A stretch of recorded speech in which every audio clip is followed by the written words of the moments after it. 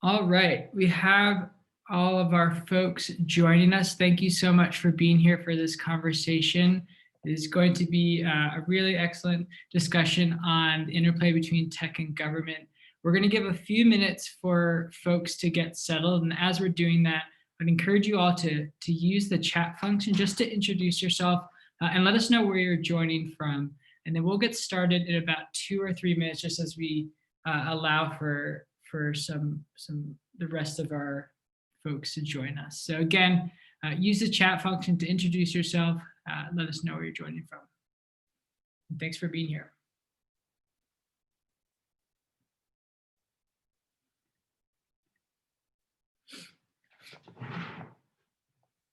I like to call out all the places where I've lived. So apologies in advance for people in New Jersey, because I'll get very excited. All right, New York metro area. Gordon and Jenny, good to see family here. Lots in New York, Boston, North Carolina, Jacksonville, Toronto. I knew we'd get some international folks here. Thank you for being here. Lots of Boston, really exciting to see. We have Boston represented here on this panel too. So we'll be talking about some of the great work being done in your city. Same as Detroit, Michigan, Brooklyn, New York. Awesome. Sandwich, New Hampshire. I like that town name. Birmingham, Alabama. Honolulu, very cool.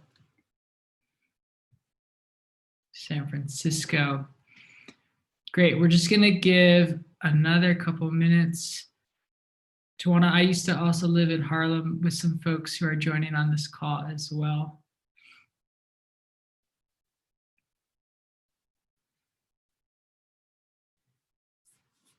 All right.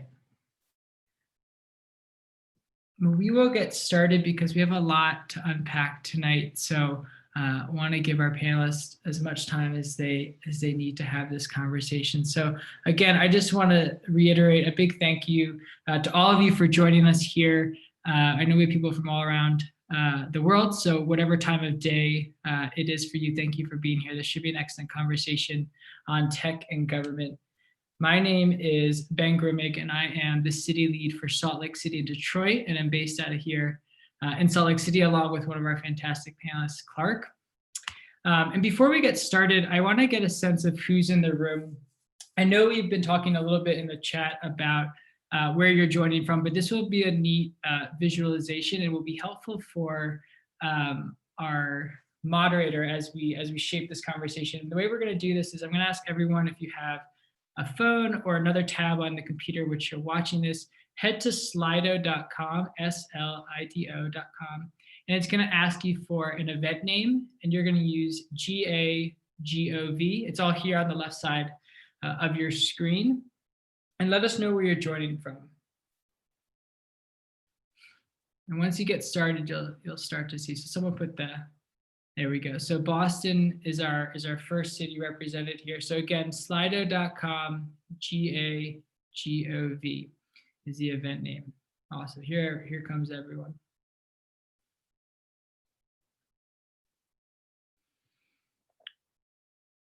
I'd love to see if anyone can overtake the first leader here. But Boston's definitely where a large chunk of folks are coming from. I'm just going to give this another minute or so. And I know we have folks who are kind of joining us halfway through this, but again, we're on slido.com, GAGOV is the event name. So it looks like we have a couple people coming from Boston, which is cool, from Toronto and San Francisco, as well as DC. Awesome. Let's move to this next question here. And what is your field of work? We're going to be touching on a few different industries today, tech and government, workforce development. But I want to get a sense of where our audience is joining from and maybe get some indicators of why this conversation is relevant to your work.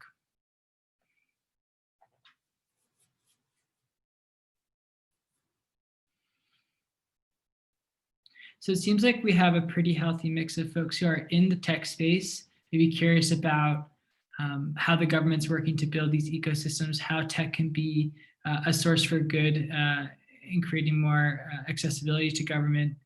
We have a lot of people who are looking for new opportunities, maybe curious about how government can facilitate that in tech. We have education, HR, and a few folks coming from workforce development.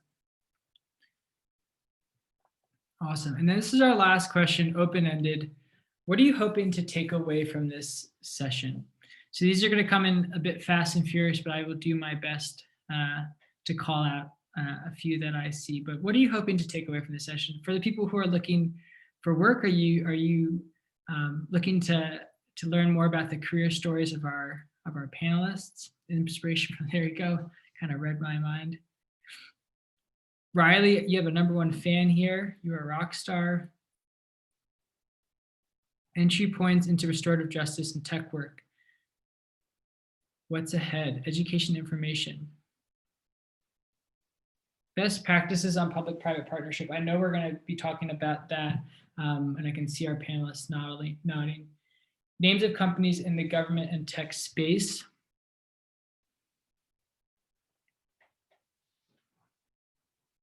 New creative opportunities for a career pivot. How tech is being used in government.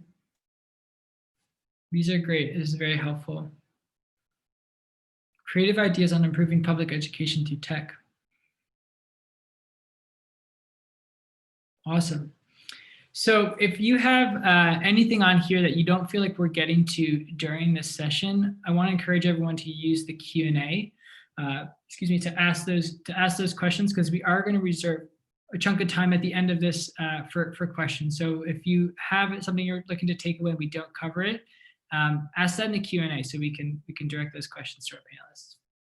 Well, thank you all so much. I want to quickly introduce General Assembly before I turn things over to our panelists. For those of you who are new to GA, we were founded in 2011 as a co-working space, but have since grown to be an education technology company with campuses both online and in person all around the world. We primarily focus on teaching 6 different areas: coding, design, data, marketing, business, and career development.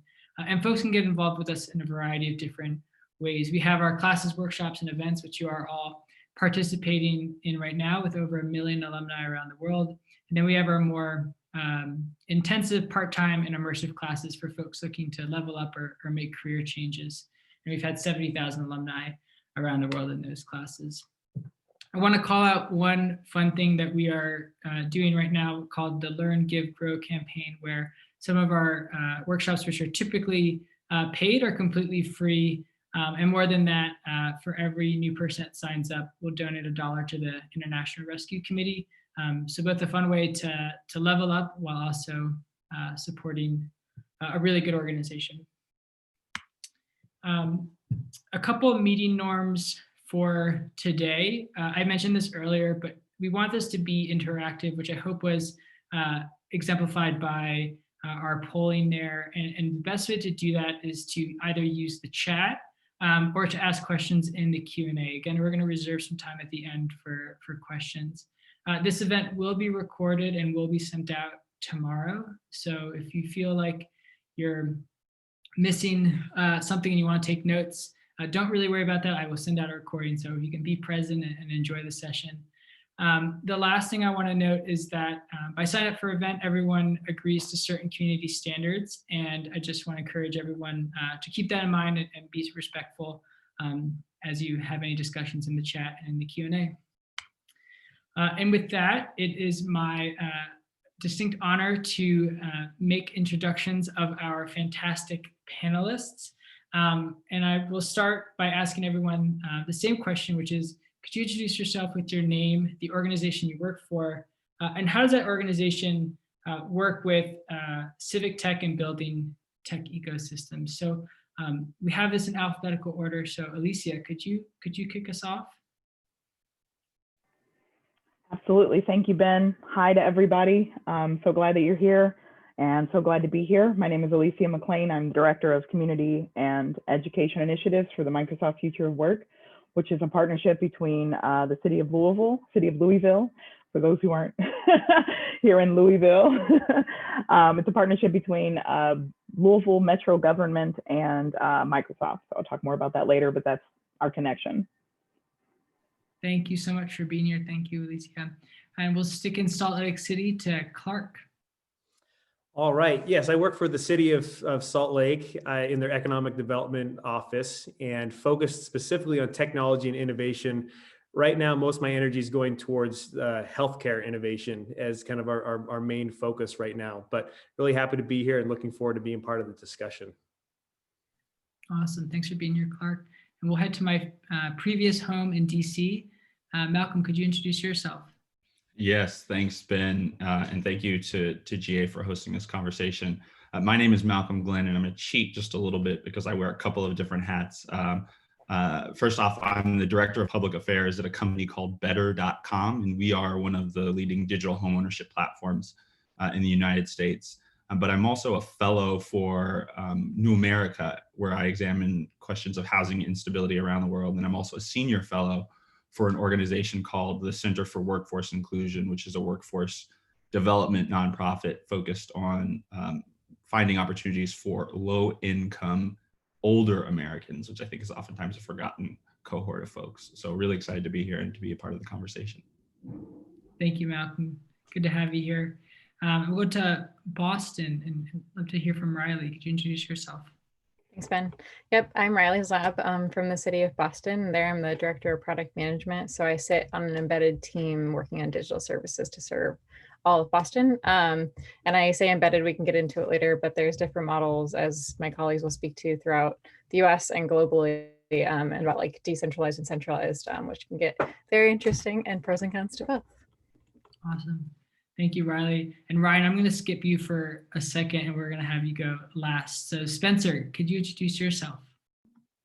Sure, thanks, Ben. Good evening, everyone. My name is Spencer Walker. I am Industry Engagement Manager for Detroit at Work, which is the City of Detroit's workforce development system.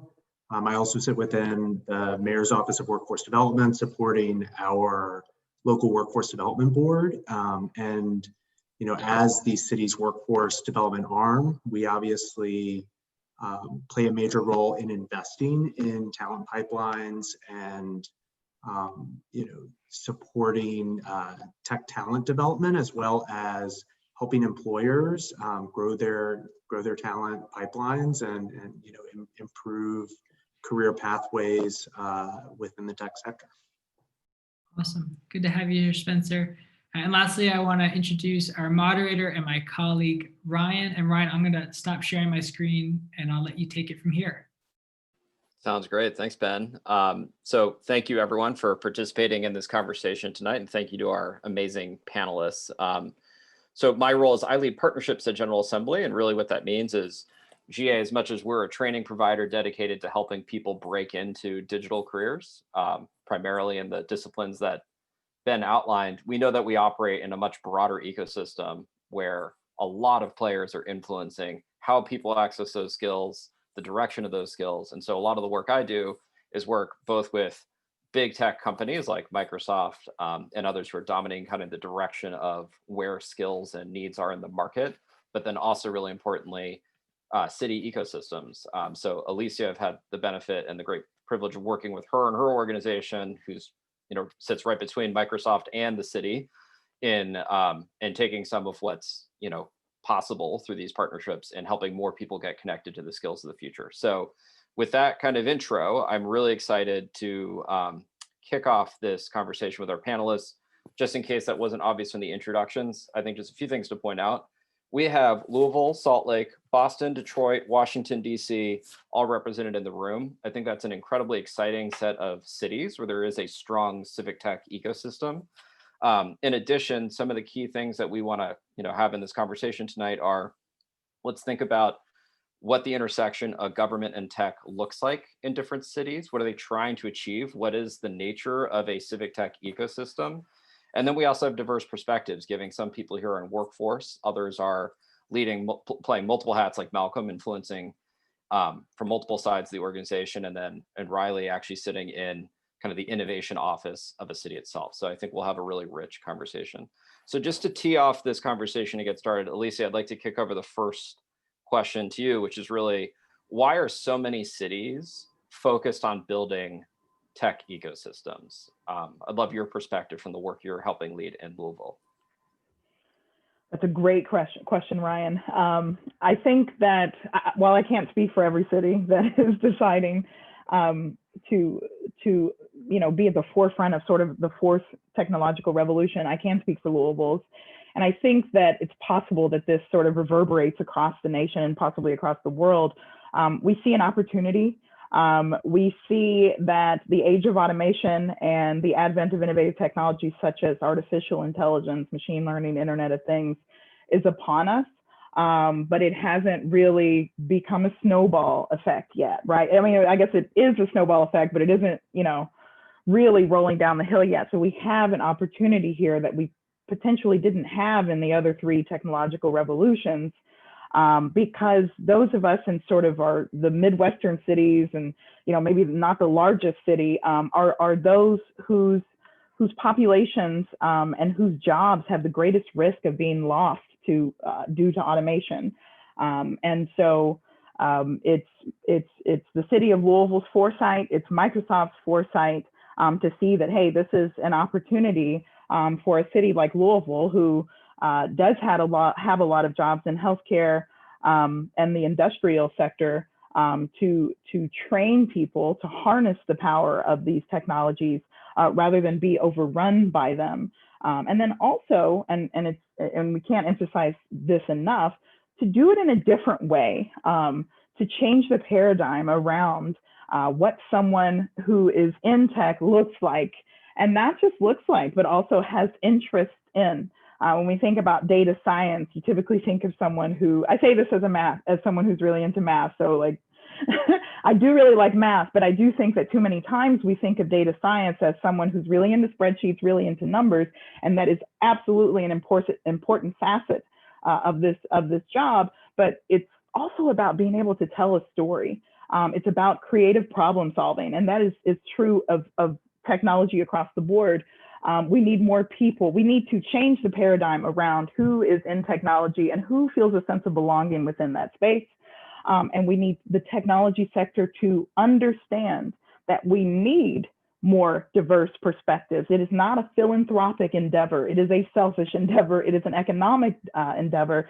And it is what is necessary in order to actually forge forward into this new innovative, this new world of artificial intelligence and innovative technologies. And so that's sort of what our whole initiative is housed in. Is the idea of connecting community with education, education with industry, and industry with community. And so we're trying to basically prepare the city of Louisville for the data economy and for innovative technology, so that people can harness the power of data rather than have tremendous job loss because of it. That's great. So what I'm hearing is essentially the reason why tech is so important to a city like Louisville and the role you're all playing is that you're looking at the direction of where jobs are going and where the high demand for skills are. And every city needs to be invested in making sure that those jobs and the people in their cities are connected to that future. So I thank you, Alicia, for bringing all of that into the conversation. I'd love to open that up to some other panelists and just hear some other perspectives. Do you share, is that the same urgency, or are there different nuances to how you think about the importance of tech for your city? Spencer, I'll bring you in. Looks like you're off mute. Yeah, so Alicia, you couldn't have punted it off to me better in talking about the importance of the tech sector to the city of Detroit and the Metro Detroit region. Because to put it even more simply, we're in the city of Detroit is investing in the technology sector because our employers are too.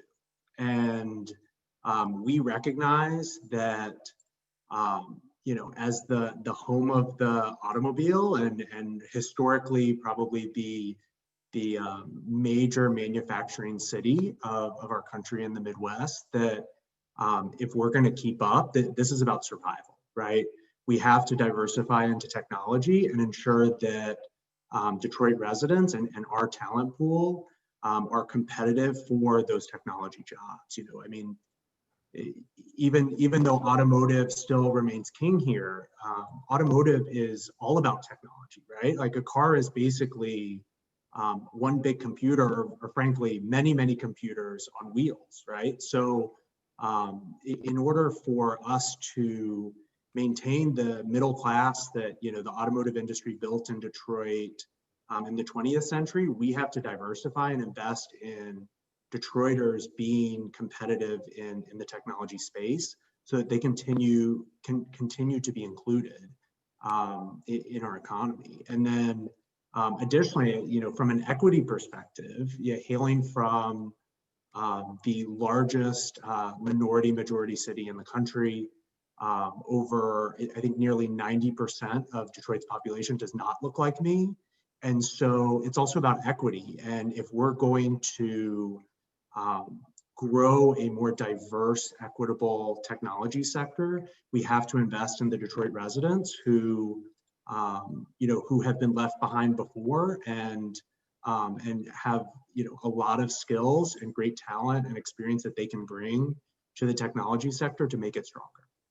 Awesome. I want to bring in Malcolm and Clark as well. I see you guys are interested in jumping in. Malcolm, why don't we start with you? Yeah, thanks, Ryan. And first, I'll just want to echo everything that Alicia and Spencer said. I think everything is exactly right, but I almost want to sort of flip the question on its head, coming from the perspective of someone who's worked in multiple different tech companies in different cities. Sort of the opposite question, which is why should technology and the technology sector, why should we want to grow in cities? And I think there are a couple of really imperative reasons. One is something Alicia touched on around the diversity of workforce, this question of who is included, who feels welcomed in this space. The diversity that I think these companies, at least rhetorically, speak to exist in cities. There are tons of cities and city governments that are running really forthright workforce development programs that would be really helpful in actually creating true, diverse, and sort of thoughtful workforces across a lot of these tech companies. I also think if you just look at history, some of the really profound technological advancements that we've seen, particularly in a sort of pre-digital technology age, were related to cities. Some of these transformative, equity-based, large-scale tech challenges have been solved in concert with, in partnership with folks from cities. And I think there's a real opportunity to do that. And I think one of the opportunities to do that is around what I would say is one of the most existential threats we all have sort of, we're all facing down, which is the question of climate change. And I think there's an opportunity to work in cities with local governments in order to solve some of those problems. Just practically speaking, if tech invests in cities and grows in cities, you're talking about denser environments that are cleaner and more energy efficient than comparable environments. There's tons of data that shows that concentrating populations in smaller areas decreases the encroachment, again, which is existential on natural habitats. And there are so many cities that are really making commitments to being thoughtful around the future of the climate, being thoughtful around their carbon footprint. So there's so much focus from tech companies on things like ESG efforts and caring about all of these things. But I actually think investing in cities and working alongside those cities, if done well, is a way to accomplish those goals, and also to do so in concert with the cities in which that investment is taking place. Awesome. I love you flipping the question on its head. So Clark, I'd love you to jump in and add your take to that. So Salt Lake City has a new mayor. She just started last January, and she took technology really serious as far as an initiative in economic development. And what she did is she wanted to have a strategy and a plan that looked at what we had a strength in. So we had a lot of life sciences and biotech in Salt Lake City, a good concentration. And she engaged with the local trade association to say, hey, what are some of the needs that you have? We want to kind of pour fire on this industry and kind of elevate it to another level. But with that, what she wanted to do was also overlay the city's values and the city's things that they want to see be better, and kind of fill some of those gaps. And so diversity and inclusion was a major component. So when we engaged with this trade association, we said, we'd like to engage with certain, communities that are overlooked within the city, and help them see themselves in careers and opportunities and workforce development within this industry. And we also want to make sure that we have, more diverse folks in leadership in this industry. And so it was a partnership that was formed to kind of say, we know that there's something here. Here are some of the gaps we want to fill, and here are the values that we have as a city that we want to overlay in this. And it's been a really interesting thing and conversation that's gained a lot of steam. Just even the last, few months. I was hired just in May during the pandemic, and there's just a lot of really great things coming in the pipeline just with having that mentality. So just wanted to touch base on that. Thanks, Clark. I think one question I have for the group panelists, and I keep this open-ended, is just,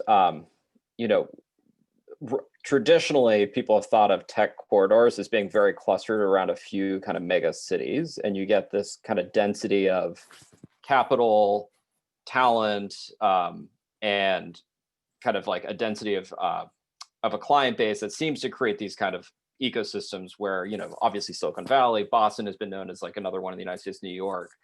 Thinking about how, cities that aren't in that kind of enviable position, like Salt Lake and others who are really investing deeply and trying to solve for some of the problems that we've seen from those mega ones. What's your thought on just how to have a model that can be successful on the scale of Louisville and Salt Lake versus where we've seen traditional clusters today? I'm just interested in this because so many cities are trying to adopt the same strategies that those traditionally successful ones are, and just what gives you optimism that you can replicate that success.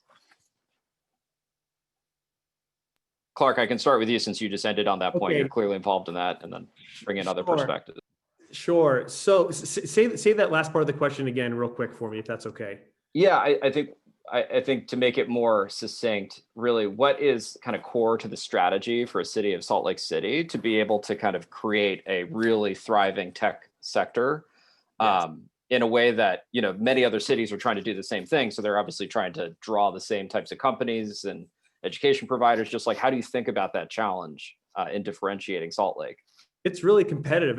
Any city that's trying to think for the future is trying to position themselves to have technology as a main component.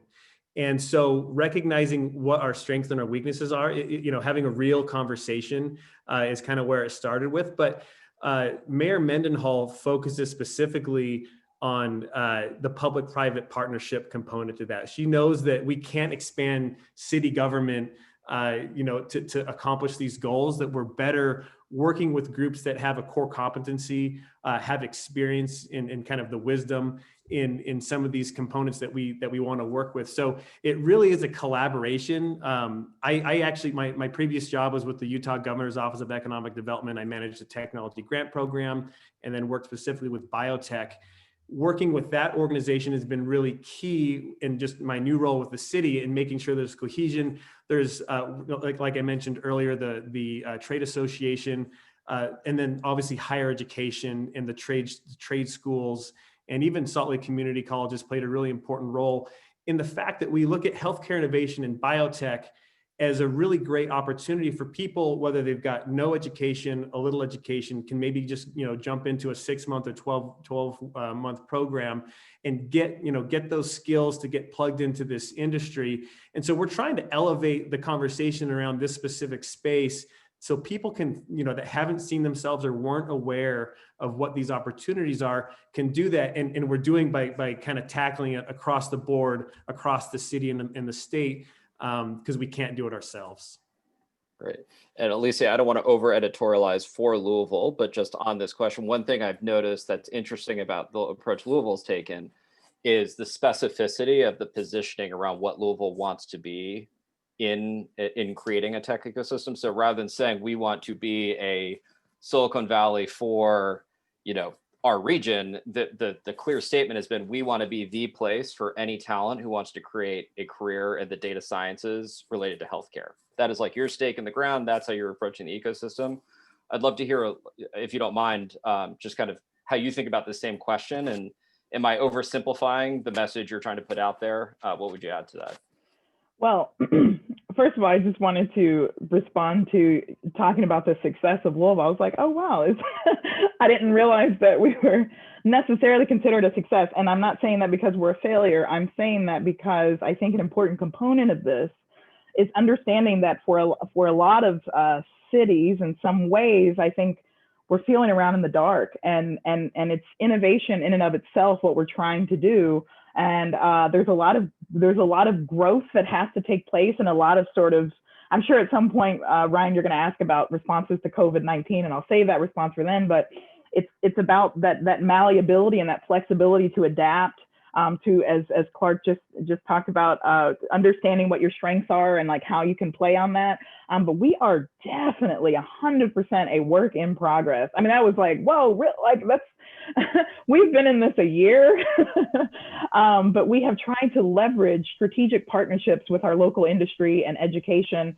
And at every turn, I think we're trying to learn and be receptive to not just, our city, but also looking outward to hear about what other cities are doing, like panels like this. This is fascinating to hear about what other cities are doing, in this paradigm. And so, yeah, we're just understanding that like you're going to fail, and then you're going to, and even like talking about diversity and equity and inclusion in technology, like that is not an easy lift. It is a continual process that we we continue to grow in and learn about, and put forth our best effort and look at the results and analyze them and go back and think about how we could have done things differently. But none of this is like, this is all, iterative work, right? And it's cyclical and linear all at the same time. So it's kind of sinusoidal. I don't know, like there's ups and downs, but you keep going. But it is certainly exciting work.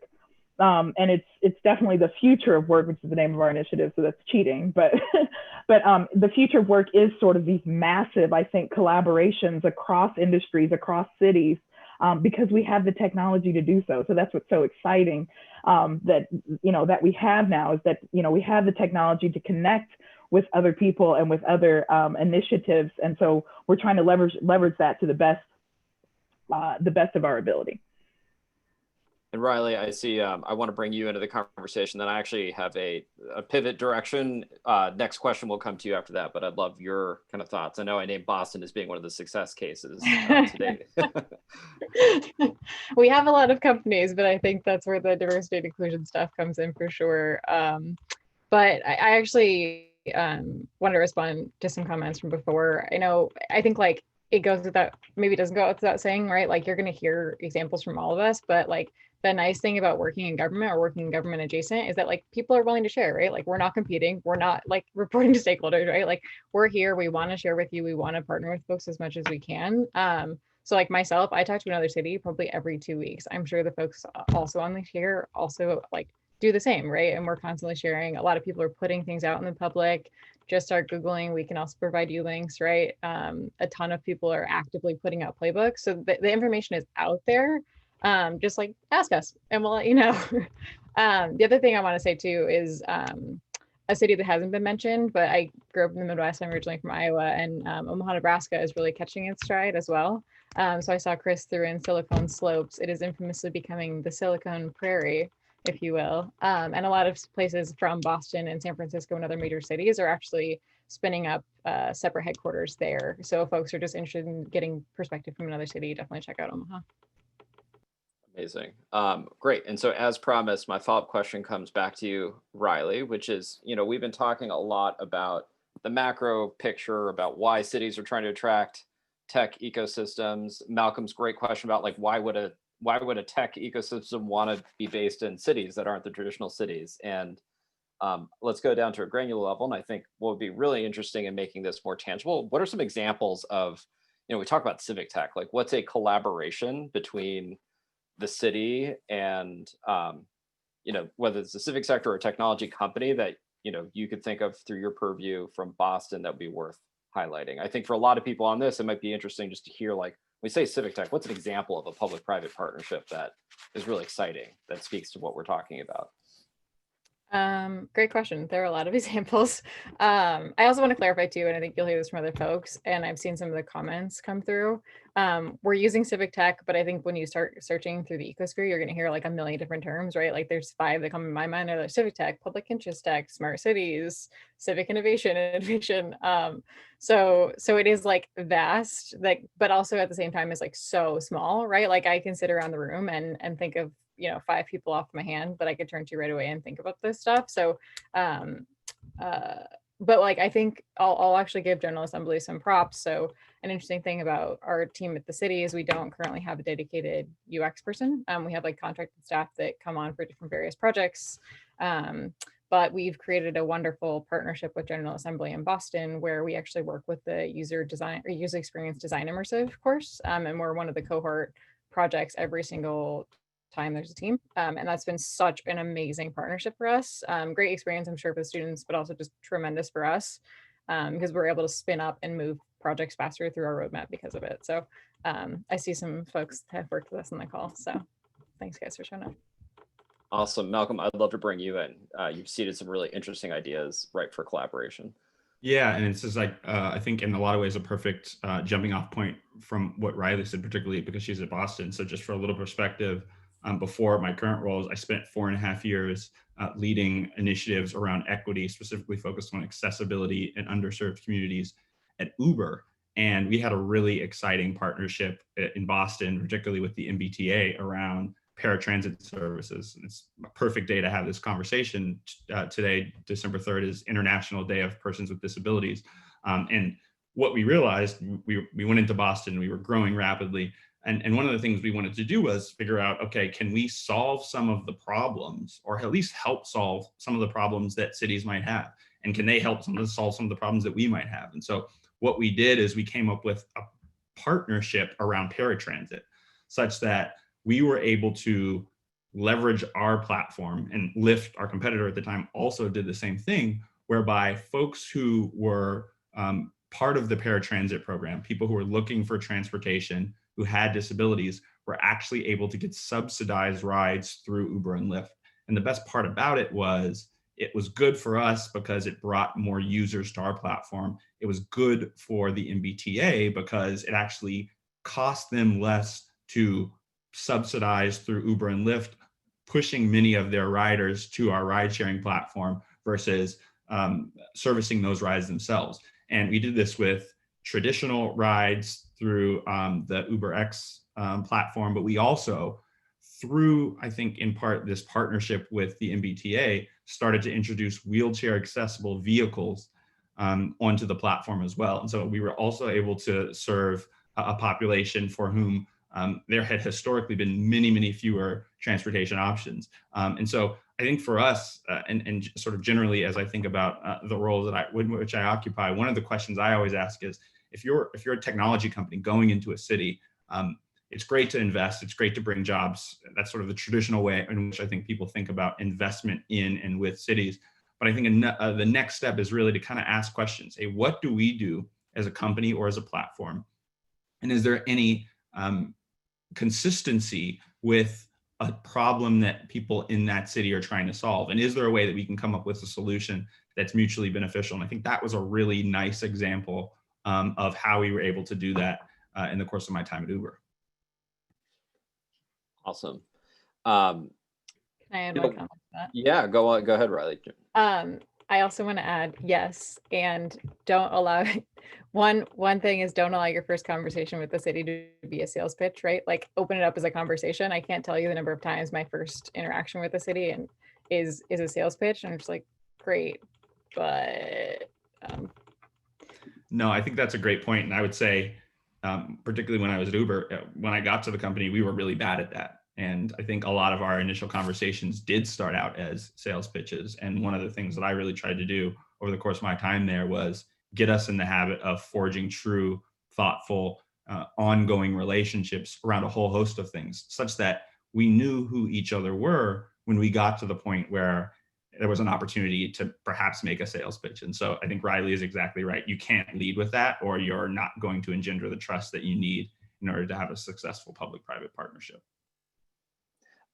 I know you're both kind of already starting to tee this up, but we did get a question at the start, which was, what are some of the best practices in forming public-private partnerships? And so I think you just gave one of those right there. I'd just love to open the forum if there are kind of other perspectives on, from what they've seen, what are some of the key things if you want to strike a partnership with the government, or vice versa, you're in kind of the public sector and want to strike a partnership with a tech organization that can impact social good.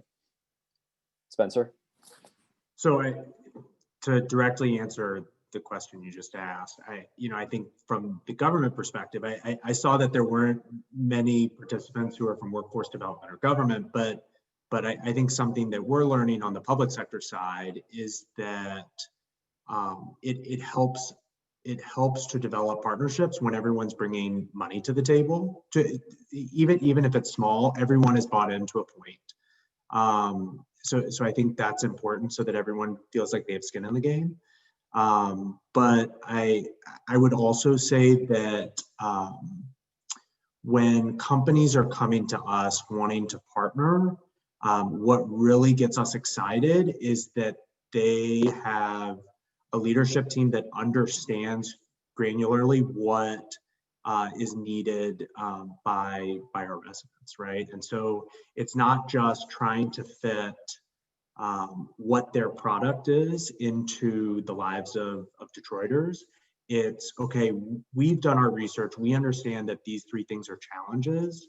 Our product might work, but also like, let's get creative. Like we have this amazing team. Let's partner with you to figure out what might be a new product that would serve the interests of your residents.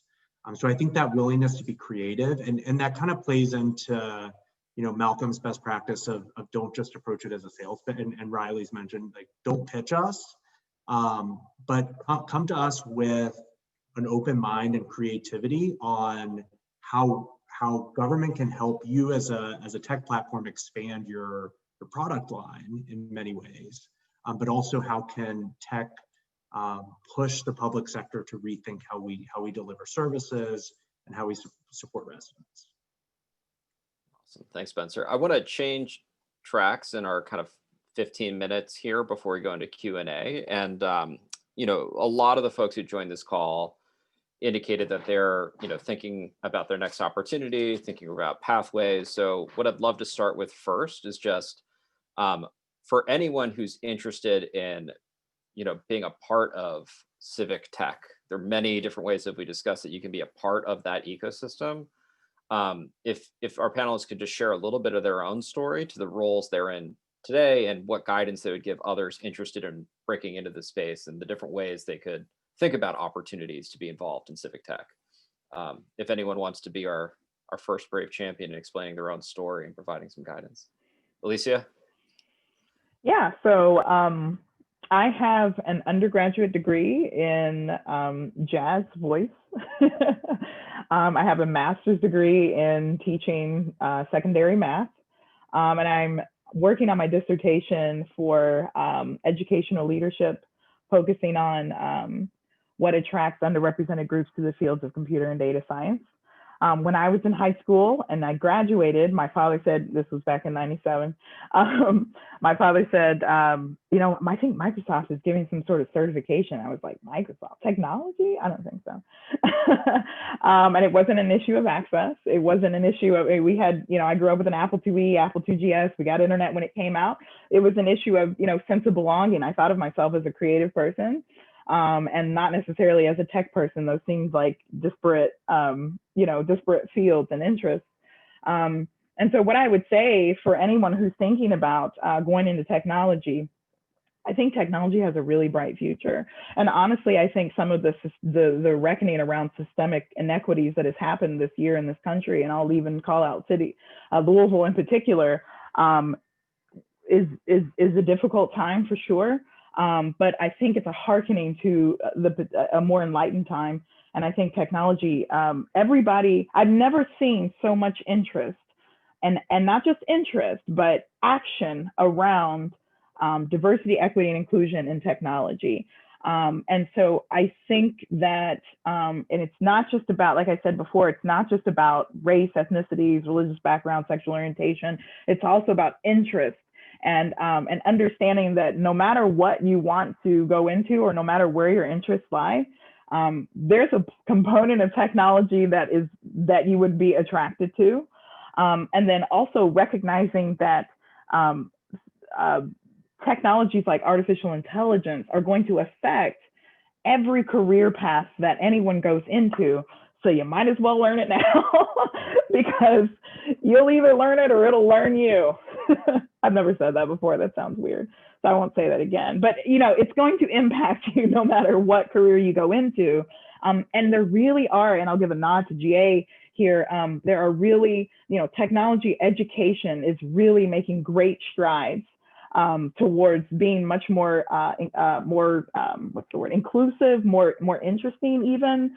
And there's definitely still miles to go, but there really is something for everyone in this sphere. And I feel this as I describe my background myself.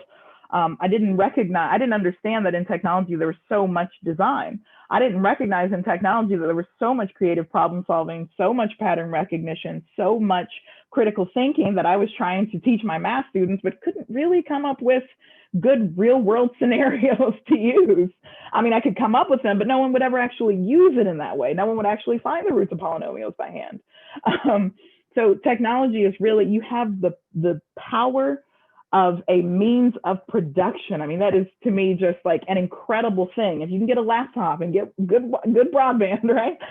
Then you can harness a means of production that has the capacity to change the world that we live in, and even change your own personal situation. It's a high-paying career. It's a great career. It's a flexible career.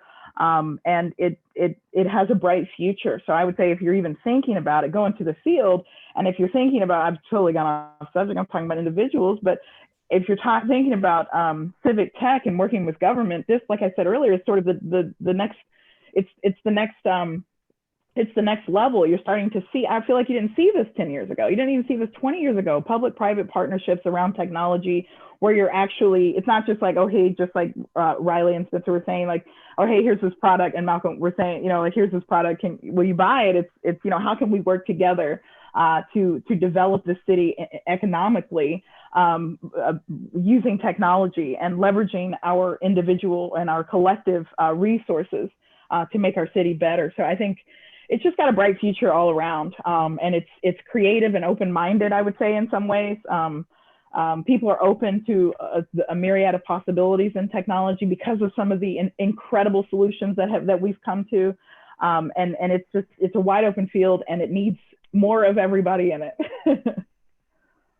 Strong vote for directly into a tech career. So Spencer, would love to bring you in on this too. Yeah, so I similarly do not have a technology background, or I didn't start there. I went to school to be a foreign diplomat, and then very quickly pivoted to domestic work, and frankly spent majority of the past decade working in community and economic development in the rural South.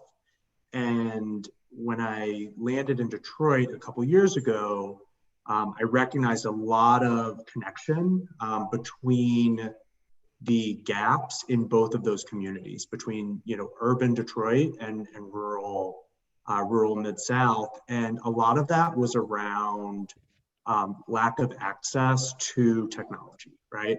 Whether that was technology skills and digital skills, whether that was technology tools and being able to utilize the internet and technology to get products to market, or to access services that improve your life. And here in Detroit, I think, as I mentioned at the top of the conversation, there is a lot of fear that automation could leave us behind, right? Automation is a very scary thing in our community. And so I really saw this as a great opportunity to double down on my community in Detroit and helping to increase access to the next revolution, right? The technological revolution, and ensuring that with my background in talent development and workforce and community development, how do I utilize that experience to connect those that may otherwise be disconnected from technological opportunities, whether that is through joining the workforce or connecting through civic tech to some of the technologies that these great companies are developing. And I didn't see too many Detroiters on the call when we did the first shout out, but to those who are on the call, we have an amazing effort that is just getting off the ground. It's like officially launching January 2021, called Connect 313. As far as we know, there are very few, if any, other cities across the country who are building out a model such as this. So those who aren't in Detroit, feel free to look us up and follow us, connect313.org. 313 is our area code that we're very proud of. But Connect 313 is a decentralized convening, if you will, of people interested in increasing digital inclusion in the city of Detroit. At last check, nearly a third of our households have no access to the internet or computers. That's the highest rate in major cities across the country.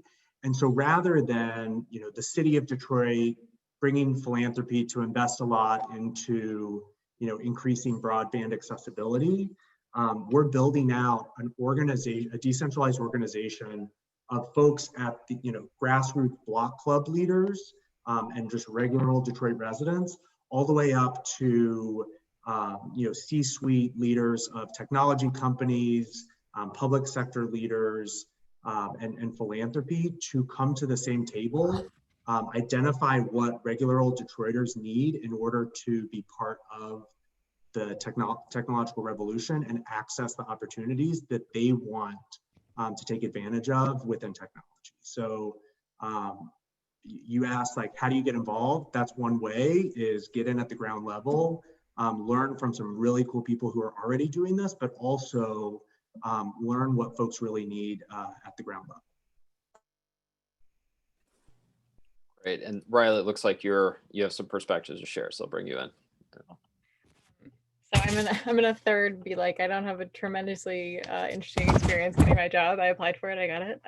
But I think one interesting thing, though, I actually started as a project manager with the city. So one thing that like a lot of folks may experience as they're particularly looking for roles in cities is oftentimes HR is still catching up and job roles don't relate exactly to what you're looking for.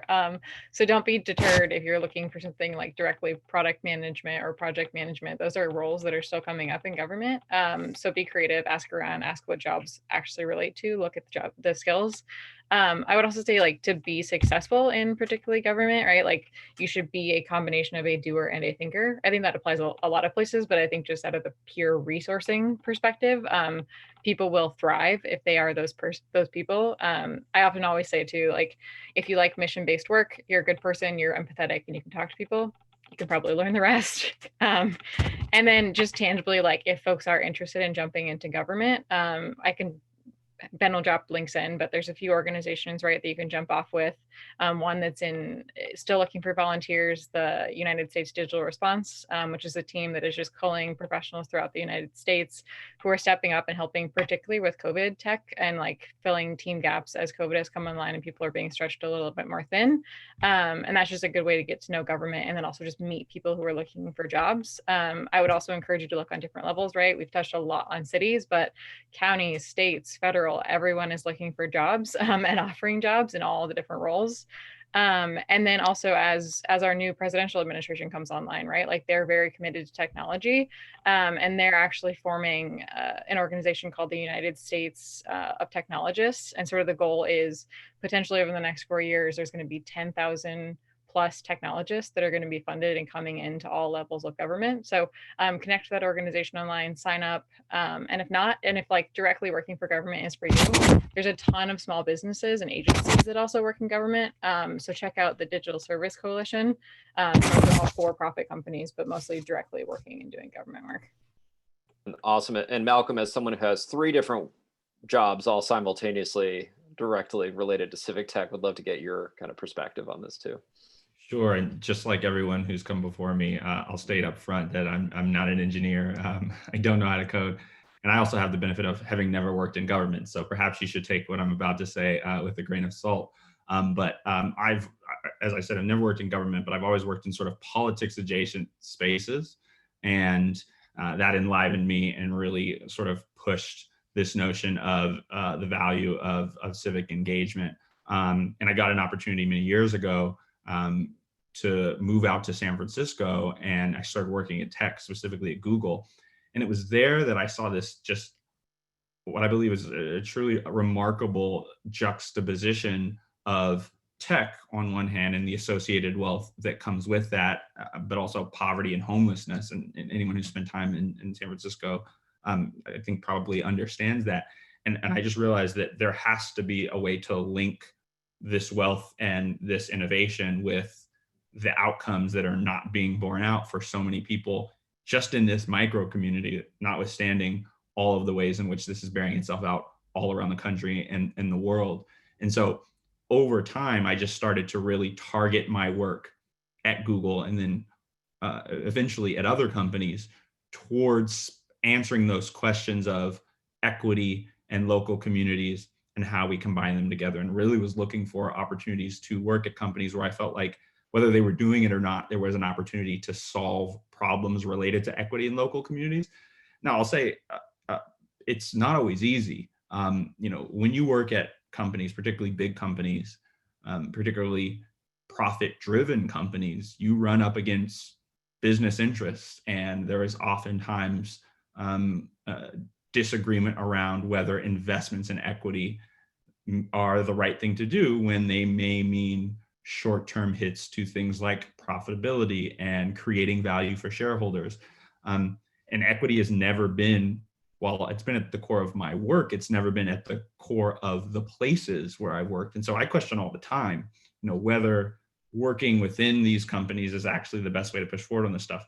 Where I come down is ultimately you need people within these institutions that are pushing for these things, or you're going to have even less in terms of equitable outcomes that are coming from these companies. That said, I think there should be more passage between the two. I think I'd love to see more people from government go into these companies and apply their knowledge from government to help these companies understand how to effectively implement equitable systems and products. But I'd also love to see it go the other way too. I'd love to see more people from tech companies go into government and say, okay, I actually know how these institutions work. I know the levers to pull in order to get things done, but I'm looking at it from the perspective of what's going to be best for the people in this community, what's going to be best from an equity standpoint. So that's a long way of saying I think there are lots and lots of ways to contribute. Mine is much more heavily weighted towards institutional tech engagement, but I think there's huge opportunities at all of these places to have people kind of move back and forth. I'd love for there to be a little bit more of a revolving door from tech to government, because I think both sides could benefit from that. Awesome. And I think I appreciate the perspective that there are so many different ways you can be involved in civic tech. I think this panel represents that, and the varied, kind of career paths and roles are all playing in this work. I think in closing, before we move to Q&A, I think one thing we really do want to highlight for those who actually specifically want to break into tech, like an actual shift into a tech job right now, many cities are actively invested in helping people repath, especially given the impact COVID-19 is having in displacing people. Quick kind of round robin of what if there are people in your city or are from cities where they're not aware of these resources, but you'd point them on places to go and think about. Just highlight what are the initiatives in your city that people should be thinking about, and if they're not in your city, like what are some places they should be looking at within their own cities to go find resources. So Alicia, maybe I'll start with you in the way that we opened up with you and just speak to what's going on in Louisville on the back of COVID-19, and we can move through the group. Yeah, absolutely. So we encountered COVID-19 pretty young in our initiative. I think it was maybe 3 months in. I think it was a month after I got hired. So it was like around March. And we weren't sure what to do. Just like, I guess everybody was kind of like, what the heck? Like, what do we do now? But because of a partnership that came to be between Humana, the city of Louisville, General Assembly, and a couple of others, University of Louisville, we were able to start the COVID-19 upskilling initiative. We're now in the third component of it. So the first part was self-led courses. We gave away laptops. We had a laptop giveaway, raffled off laptops, and then people were able to take self-led courses. GA, as an industry partner, as an education partner, made some of their courses free. People were able to go through those courses. The second part was, or the second version, or the second iteration was self-led courses. I'm sorry, instructor-led courses, but they were half-day workshops. And then the third was an intensive upskilling initiative, which is a 10-week part-time course. And that was that level of partnership was really sort of unheard of in our city. Like, you don't typically have all of those entities coming together. And I think it was the advent of COVID-19 and sort of its impact on us all. Like, no one was left out, right? Everyone was impacted in some way, shape, or form. And so everybody came together. And then we also were able to, because of some partnerships with foundations, we were able to not only partner with General Assembly, which is a wonderful company, but also stand up some of the local organizations who were providing rapid upskilling, whose direct focus was on underrepresented groups, folks from low socioeconomic status. So we were able to kind of work in tandem. We in some ways use that as a model, our partnership with Humana and GA and the city of Louisville and Microsoft. And use that to also lift up, those pillars of the community that provide an important service to our community and have that important connection with the community. And so that has sort of throttled our efforts forward and continues to throttle our efforts forward. If you would like information on it, if you're in Louisville, you have to be a Louisville resident, which means you have to know how to pronounce Louisville, like you're from here, which is Louisville. Then I'm putting our website in the chat. So that's what we're most excited about. We're continuing to do that work, and also working with the school system to implement a data science pathway in the high schools, in addition to some other really cool initiatives that I want to take everybody's time. So yeah. Great. We even got one in our chat from someone who's offered a set of resources. Sorry. Any other cities want to jump in and just kind of name some of the opportunities for folks who want to break into tech that have been made available?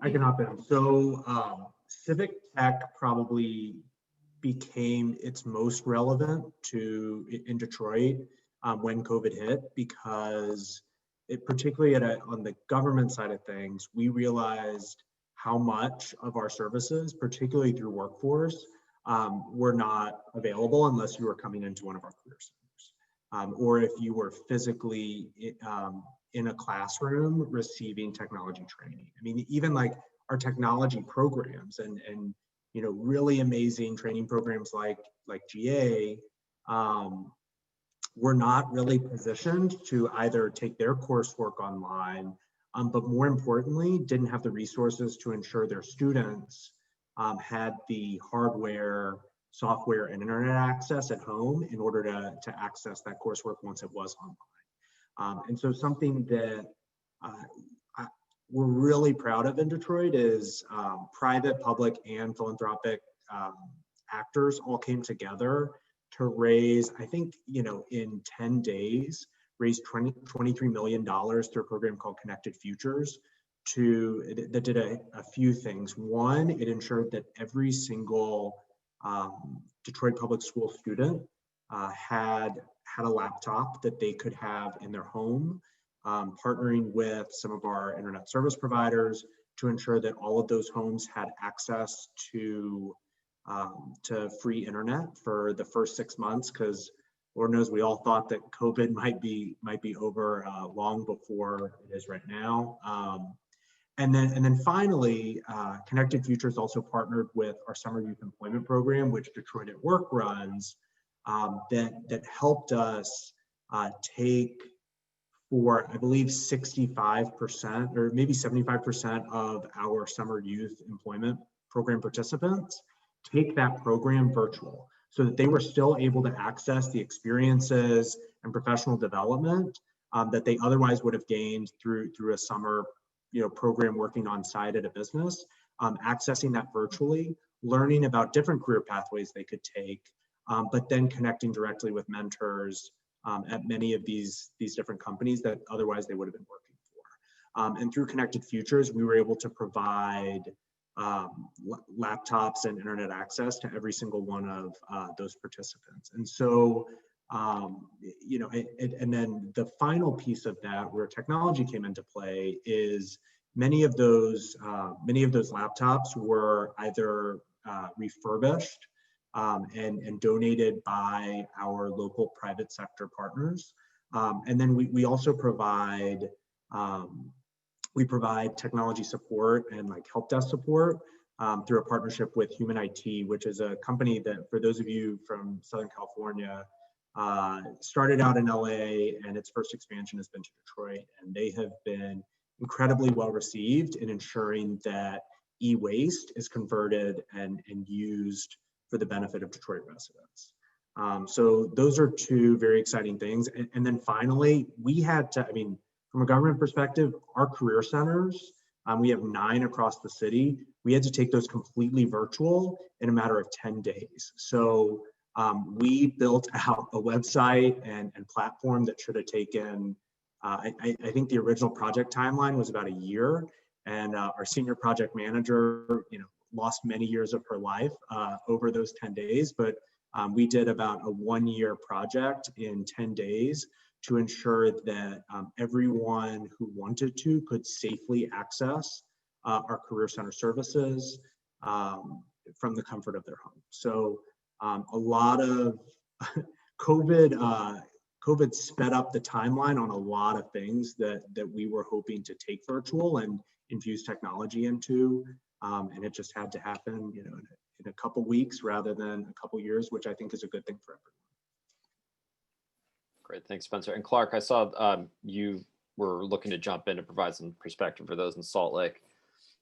Yeah, the state has some interesting programs to help create some pathways. It's actually called the Pathways Program.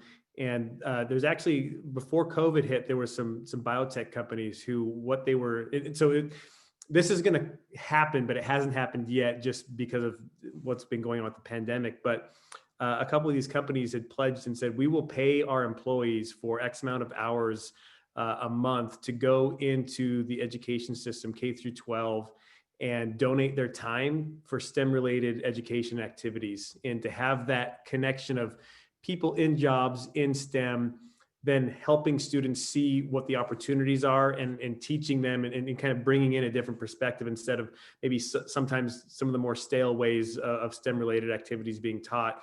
So I'm really eager and looking forward to that opportunity to kind of, when schools are in session in person and companies are, in their offices, and there's that type of ability to do that, to see what comes of that. So there's some really interesting things coming in the pipeline, and we're trying to fortify ourselves and kind of corral those different opportunities together to make a difference here pretty soon. So. Great, thanks, Clark. At this point, we're going to turn it over to the Q&A, and so I'll kick it over to my colleague Ben to facilitate that. But just in some closing thoughts, just to bring all this conversation together, where we started was, why are cities so focused on building tech ecosystems? I think the answer has been self-evident. Everyone living through COVID realizes that the world is increasingly digital. Suddenly we're all permanently in a digital mode while this is going on. And so that's only created kind of the urgency that every city think about creating the conditions and attracting the right people and talent to support having tech jobs there in the future. The second component of this being, being involved in this space, there are so many ways. You could be on the government side, the nonprofit side, the civic sector, in tech itself, working for traditional industry in a digitally enabled job. There's just so many opportunities. So if you have a passion for this space, you can obviously, our panels have given a lot of perspective on their own career tracks. Just, I think the ultimate statement is get involved, and organizations like GA and others, we're all here to help you get connected to pathways. And then finally, if you are at all interested in making the transition into tech, now is probably one of the best times to pay attention to the resources being offered by your local community, because many cities around the country are really focused on investing and helping people make this transition. And GA is a party to many of those. Others like Coursera have been, striking these partnerships as well. It's just, Microsoft has a global skilling initiative with tons of free resources and badges and credentials.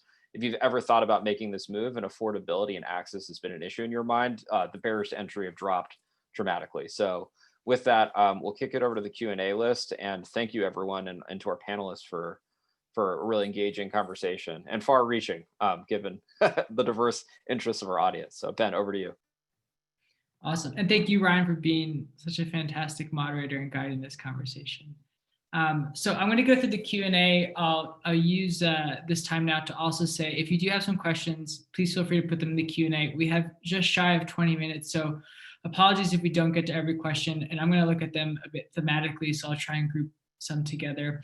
The first question, group of questions I want to talk about are, what does it mean to make what does it mean for tech companies to invest in cities? Is it just creating jobs? And I think to add on to that, how do you navigate a healthy wariness of cities and tech companies working together for primarily economic reasons, or working with constituents? So I think the question is really like, how can you form a relationship that's not necessarily extractionary, but also kind of more community oriented?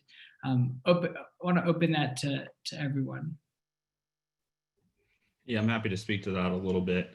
I touched on a version of an answer, I think, before in the conversation that Riley and I had around the importance of companies not only going to folks from cities explicitly for a sales pitch.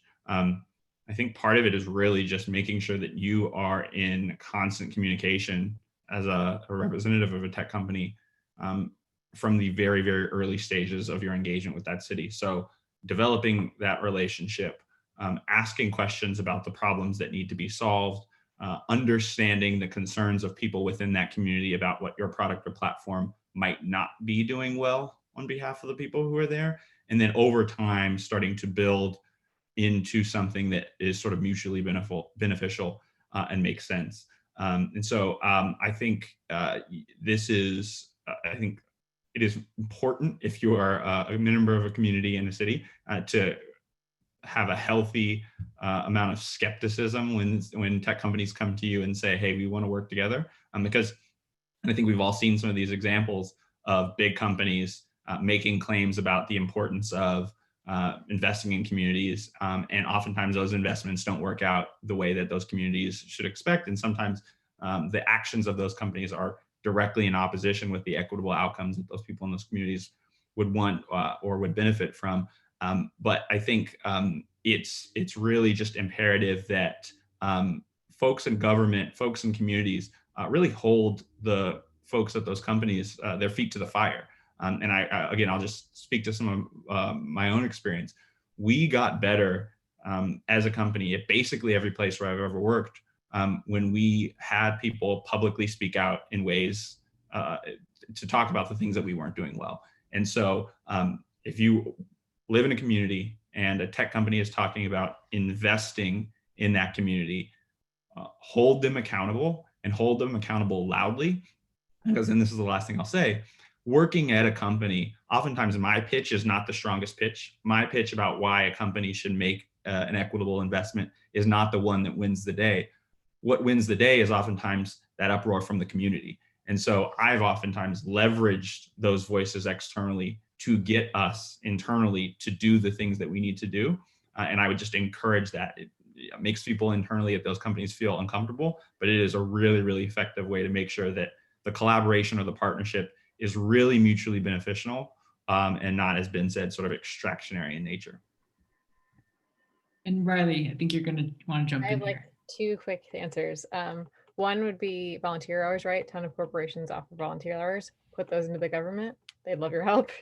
Hire people that at your own company that reflect the nature of the city, kind of like Malcom was referencing, right? It's noticeable if companies do not reflect that really quickly, and it's noticeable in like how that trickles out into the community. And then third, particularly if you're a big firm, partner with small firms who are looking to get involved with government. Historically, it's been pretty hard for small businesses in particular to work with government. But a good way to start doing that is to use smaller firms as like subcontractors on your contracts. Thank you. This is a question I want to pose first to Clark and Alicia and Spencer. We talked about kind of historic tech clusters, New York, San Francisco being some of them, and wondering how do major cities like New York stay competitive in attracting talent as these smaller, more accessible, more affordable cities are becoming these new centers of the tech ecosystem. I can speak to living in Salt Lake City. The influx of people coming from the coasts to the city has been incredible to see. Curious if you think, COVID has accelerated that, and if cities like New York, cities like San Francisco are going to have to start changing their standard operating procedure to start attracting talent. And Clark, I see you're ready to jump in. Sure, I'll jump in. I mean, it's been interesting to be here in Salt Lake City. I as a Californian on the coast who came here ahead of the curve, I'd love to just touch on this. But no, I think, you know, COVID has it's pulled things up that were just under the surface, and we're seeing things a little bit more rapidly than maybe we would have if it hadn't hit the way it did or impacted us. So I think you're seeing a reallocation of things that were naturally going to happen. It's just accelerating. At the same time, like the public health components to that, and just the things that we're kind of seeing of like, oh, I'm in my house all the time taking Zoom calls. I don't love my house. I'm going to change it. I'm going to move. I'm going to remodel it. I'm going to, you know, find these different things. I'm going to go on more walks. I'm going to, you know, whatever it is. There's just things that are just kind of happening. As far as speaking to what New York can do or some of these larger metro areas, I guess maybe to stop the hemorrhaging, you know, I think, like I said, things will just naturally balance out. There's maybe going to be lower rents in some of these cities, and that's going to be interesting for other people that have never found an opportunity to get into that city, and vice versa. Like you'll see Salt Lake City, you know, housing prices go up more than they ever have been, and so that's going to change where people think about going that are here, and maybe they look at other, you know, maybe instead of Salt Lake City, they go to Boise, or maybe instead of Boise, they go, you know, to some other kind of smaller place. And there's just this flattening in this reallocation that I'm seeing going on. And I don't know if there's a silver bullet or this is what it is, but I think if you're curious and you're paying attention and you're intentional and maybe what your goals are, you can find some great opportunities, whether that's moving into a large city, finding a smaller city, or maybe just getting the heck out of town and going to a rural community and seeing what you can do to kind of lift up those small spots. And that's a whole nother question that I don't want to get too deep into, because the rural component to all this is that's a whole nother, you know, series that we can get into, but some compelling things to talk about. A future event that I will have you all back for. Anyone else like to jump in on that question? Yes. I mean, New York is going to be fine. Like, they're going to be fine. They have a rich, robust culture with all kinds of things. Like, I'm not worried about New York. The rent is too damn high, which is a platform someone ran on in New York. The rent is too high in San Francisco. You know, those cities are, I think, are going to be fine. They have so much to offer that they can afford to maybe give a little to, you know, a few, you know, Salt Lake cities and Louisville's here and there. I did want to just circle back to the question that was asked before about how, you know, the relationship, Riley and Malcolm spoke about it, the relationship between companies and the city.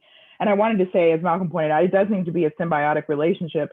And as a city, I think you need to make sure that you are not completely reliant on this like giant company that has a lot of money, and instead use it, and I mean use it, like take advantage of that name to then, because that has power, and that has, you know, that's an economic resource, that name. And I'm saying this from experience, but use that to actually stand up things that are going on within your community. And don't rely completely on like, well, they're just going to like meet all of our needs from here until the end of time, but actually leverage that as a resource to continue to further the work within the city, and to attract industry that exists within your city and money that exists within your city to further the work. I just think that's I just really wanted to add that on to what was said, because it can be very easy to think that, well, you know, I can just, you know, kind of sit back in my chair and you know, I've got all the funds I need.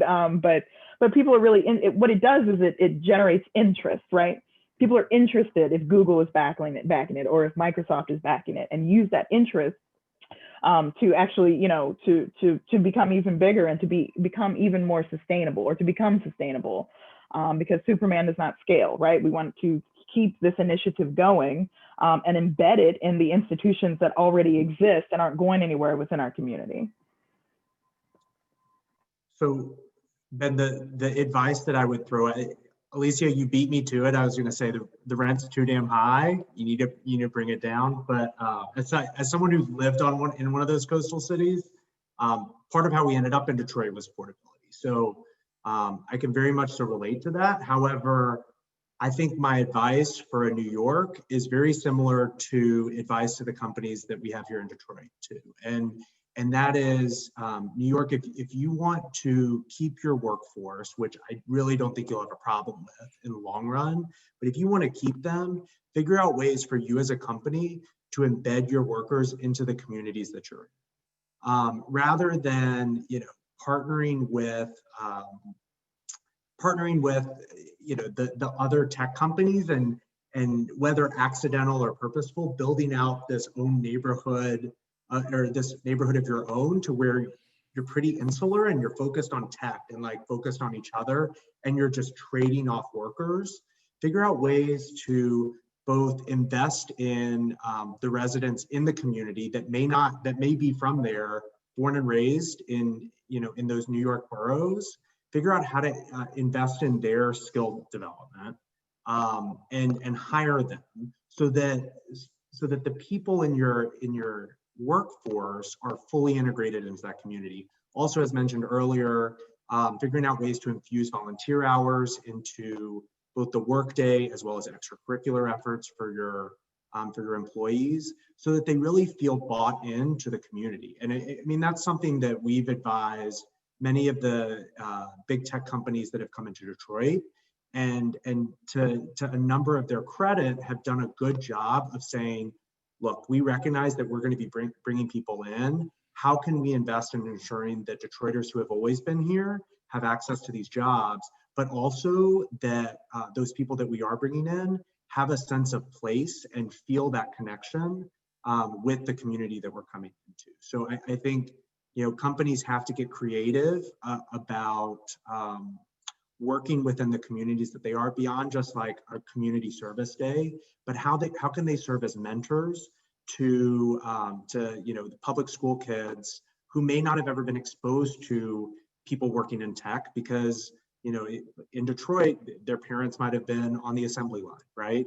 So why would I get into tech? Well, for one of your workers who may not be from Detroit, being able to invest and mentor those students, or even opportunity youth, to help them see themselves in the tech sector, will both create a talent pipeline for you in the future, but also I mean, there's so many studies from national service proponents and community service proponents that if you engage people in community work, they feel very much more a part of that community, whether it might be a little more expensive than other places.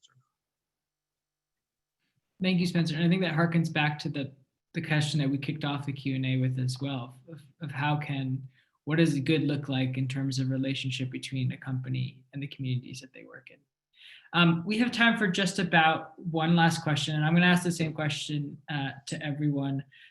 So thank you to the participant who posed this, which is, what programs, project would you like to implement that you haven't yet? And I'll extrapolate it a bit beyond that to what initiatives have you not seen that you would like to see at this interplay between tech and government? So we can get pretty aspirational here. And Brian, I want to hear your opinion on this as well. We'll move west to east, I think, and I'll try to get my geography right.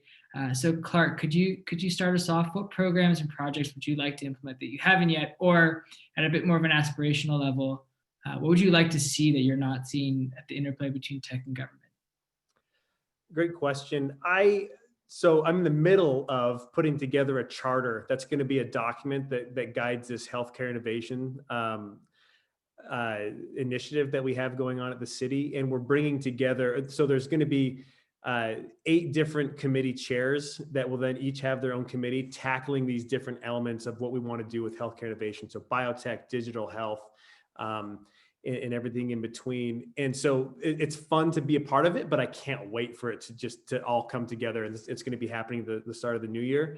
And so that's something I'm really excited about, is all those public-private partnerships that are coming together, and community leaders who are uniting under one voice under the leadership of our mayor, who wants to see these things kind of all fire on all cylinders.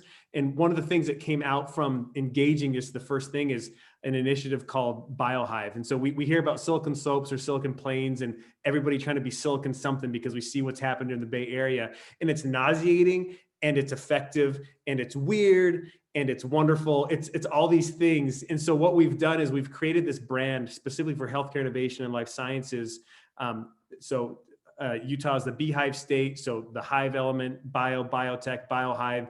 And it's this messaging campaign to talk about what people in our own community don't even know about this industry. So we can elevate it here, elevate it on a national level, because we have one of the fastest growing life science industries that's really diverse as far as the different components within it.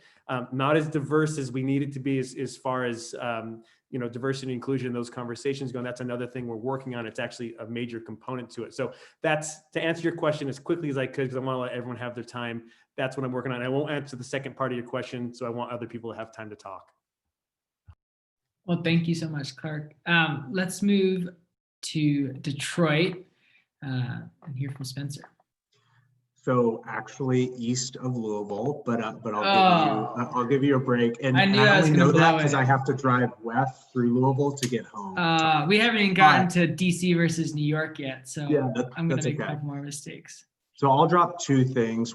One is seems so basic, but I would love to see apprenticeships infused more into the IT space and technology, because for an industry that doesn't necessarily need those bachelor's degrees and master's degrees to fill a major need around entry-level programming, software development, and other technology positions, apprenticeships are an amazing pathway and opportunity. And for an industry like technology that is all about risk taking, right? And pushing the limits. I really would love to, I challenge tech companies that I work with all the time, figure out how to get over your fear or bias that apprenticeships are all about construction and skilled trades. So that's the first. And we're actually, more to come. There's no website to share, but we're actually working on a youth apprenticeship model with one of our major employers in downtown Detroit, between Urban Alliance, one of our training providers, and this employer, that I think could be a really cool model for youth apprenticeships in IT. The second is we are working really hard to build out a community help desk network that really touches on civic tech and both builds on the strengths of tech workers and helps connect them to the major needs of a lack of digital access, but more importantly, digital literacy, right? So something we're really working hard to build out is building off of the skill sets and particularly help desk support for those entry-level positions of folks getting into technology from that perspective, connecting them to both older residents as well as less digitally literate Detroiters who need that support in order to not get left behind in the virtual future. Thank you so much, Spencer. And it seems like you might have stolen one of Ryan's things you wanted to talk about. But Lisa, can we move to you and hear what's something you would like to work on, and maybe having it or at a more aspirational level? What would you like to see in this space? First of all, thank you, Spencer, because honestly, I wasn't ready to answer the question. So when you accidentally called on Spencer, I was like, yes, give me some time. And plus you gave me inspiration. Yes, absolutely. That apprenticeship model is so key. And it really speaks to the idea of lifelong learning, I think. And this is actually what our work is now. So we stood up these community organizations. Everybody's excited about, learning data science and innovative technologies. And then the job connection at the end. Okay, great. So you've gone through a 10-week program. That's awesome. Like, something, a good amount about UX design. Now, how do you implement those skills? And how do we get industry to trust that people have the capacity to learn on the job? And that's, to me, just some of that traditional thinking around, credentials-based versus skills-based. Really excited that Humana, our biggest company here in Louisville, yes, that's true, I think. Well, our biggest healthcare company in Louisville, health insurance company in Louisville, they switched from from a credentials-based model to a skills-based model, or they're in the process of switching. I don't want to speak on their behalf. I know this is going on there. But I think that it's easy because I know Google and Microsoft have both dropped the college degree requirement. And that maybe seems like a little bit of an easier lift for them because maybe they don't have as much to lose by, putting, Alicia in the job who's taken one course. But it's that apprenticeship model and moving into a skills-based model of hiring is really the future. I don't have a whole, you nailed it, Spencer. Honestly, that's exactly what we're working on is changing that mentality around apprenticeships.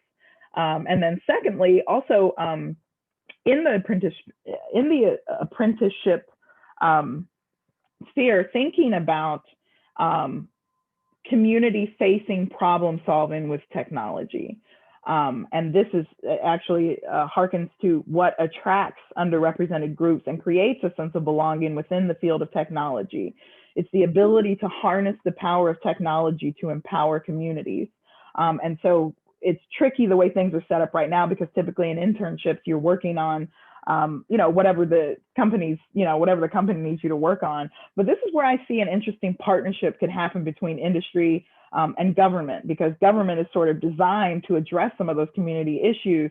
And it would just be really neat if we could see sort of a marriage, some sort of internship where part of the time you were working on your company's problems and part of the time you are working on a community issue or highlighting a community asset. I think would be really beneficial to society at large and to attracting a more diverse group of people to the field.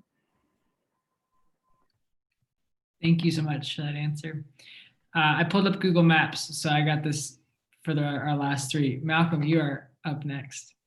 Wonderful. Thanks, Ben. And I'll try to be brief because I know we're shorter on time. But listen, I think there should be more regulation of tech companies, put quite simply. And I think that's particularly the case for large tech companies. And I would love to see much more thoughtful regulation of how large, particularly platform companies, are operating. And I think there are places, and I'm sure we're all familiar with them, popular places on the internet that I think are truly threats to whether we're able to operate in a functional society. And I think through multiple election cycles, through countless efforts to encourage those platforms to do the right thing, we've seen a real challenge in getting them to the point where we need them to be. So I think it's almost a moral imperative for whether it's regulatory bodies or policymakers or governments at all levels to engage and intervene in a thoughtful way. And I know there are challenges to that. You've seen some of the conversations that have taken place on the federal level with lawmakers sort of grandstanding and engaging this sort of disingenuous manner of questioning folks who are leaders at these companies. But I think, and I think there's an opportunity with the new administration, if we're being honest, to hold the companies accountable for the information, particularly if they're platform companies, that's shared on their platforms. And this is a much bigger conversation that's been going on in the space over the last couple of weeks and months. But I suspect it's going to be one that continues. And I'm hopeful that there will be more of a regulatory heavy hand than there has been in the past. Thank you, Malcolm. I think that speaks to one of the questions we actually had in the Q&A about ethical oversight within the tech field. And there are calls for you to be the Attorney General in the chat that you should check out. So now we'll head to New York and hear from Ryan. Great. Well, since apprenticeships were already covered twice, I'm going to go with my other big ask. And, when I look at kind of like the big leaps and bounds we've made in our education infrastructure in the United States, it's not been this kind of like marginal process. We make these like big leaps where the government has a huge role in expanding access to education. Happened in our K-12 system, happened in the idea of universal kindergarten, which started to be a big initiative. The GI Bill massively expanded university education to many more people. And so I feel like we are in a moment in time where governments and leaders need to like get real and serious about the level of investment required to really support reskilling for communities across the United States at scale. One of the biggest frustrations I have, and like I'm in these conversations all the time, which is there's all the will, but then when it comes down somehow to thinking about what it takes to move someone who doesn't have a tech skill to getting them into that entry-level position, we're not talking an enormous investment. Like the entire category that GA is in was not that big of an innovation. It was basically taking master's degrees and higher education degrees that used to take a year, 2 years, and $100,000, compressing that into a 3-month time period and charging you $15K. That is not a mind-blowing innovation. There's no special IP. That's a like different way of getting you to a result at much more of affordable cost. But still that $15K investment level is a huge barrier where the preference is always to go for free open access resources that are self-led. And so my biggest ask is that, and I know we're talking about the lens of like cities, so this is like obviously a federal ask, that's not a city ask, but I do think that I think we need cities also pounding the table with us about the level of investment required to really pursue this type of reskilling at scale across the United States. And it can't be something that we're going out and really asking philanthropy and corporate philanthropy to put in money here and there. State and city budgets are getting cut in environments like this. Like I think we're at the moment in time where 10 years from now, we either made the choice to dramatically expand the infrastructure for supporting adult reskilling, or we didn't. And if we do, we have a massive opportunity, and the United States will continue to be an amazing place to be as someone with opportunity. If we don't, we're going to see some of these spirals where people are locked out of opportunity continue to get worse. I think I'll just leave with one last statistic. After the last Great Recession, 99% of the jobs that came back were people with higher degree credentials. That is a story of whether you had a higher degree or not. I think the next statistic that will come out of this is whether, not just if you had a higher degree, but whether you had access to pathways into digital enabled careers, because that's where the job growth is. And so I just don't want that statistic to be here in 2030 that we knew in retrospect that if we didn't do something, that 90% of the jobs that came back were going to be in digitally enabled industries and career trajectories, and we didn't do anything about it. So that's my soapbox. That's my big ask, is that we get real about the level of investment required. Thank you so much, Ryan. And Riley, can you take us home? Yeah, I'm going to make one more pitch on how you can get involved. The United States Digital Response Team I mentioned earlier, part of that group is made up of companies who actually have reallocated some of their employees' time. So for-profit companies saying you're going to work most of the time with us, but some of the time directly supporting folks who are working in government and trying to get through COVID. So if you want to get involved tomorrow, reach out to that group.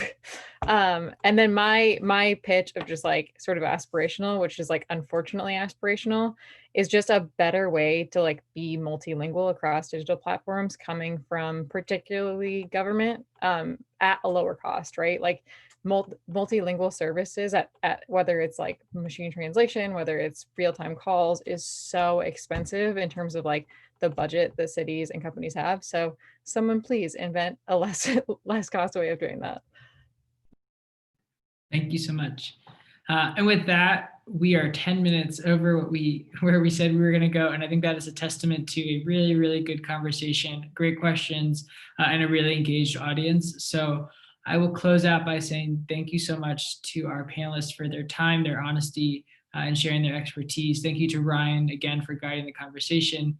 And thank you to all of you. I think we touched on this, but this has been a difficult year, and I am always so appreciative and inspired by folks who use this time to level up, to network, and to come to these webinars to learn something new. So thank you for engaging this conversation.